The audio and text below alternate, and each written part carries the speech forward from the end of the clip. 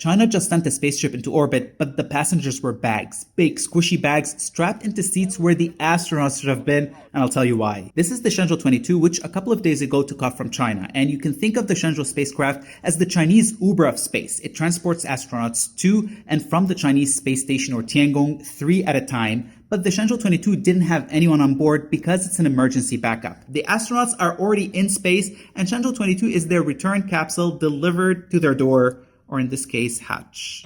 So long story short, these astronauts gave their vehicle, the Shenzhou 21, to the crew before them because their spacecraft, the Shenzhou 20, had a tiny window crack, most likely from space debris. And for their safety, it was decided to keep their ride parked in space, and that's why Shenzhou 22 was dispatched, and that's because China has a spare spacecraft and carrier rocket on standby at all times. But why the bags? Because they're acting as stand-ins for the astronauts. Shenzhou is designed to be a crewed mission, and without the crew, the center of gravity of the spacecraft shifts, and that affects the flight dynamics. And so Shenzhou 22 turned from a space Uber to a space Uber Eats, bringing with it fruits and veggies, medicine, cake, meats, as well as tools to fix the cracked window from the inside while in space. This is the first emergency that the Chinese manned space program has ever faced, and credit is where credit is due. It took them 16 days to execute the launch procedure without any hiccups, which is mind-boggling to say the least, considering that it normally takes about 45 days. So you know they knew what they were doing, and they were doing it so fast. Kudos to them.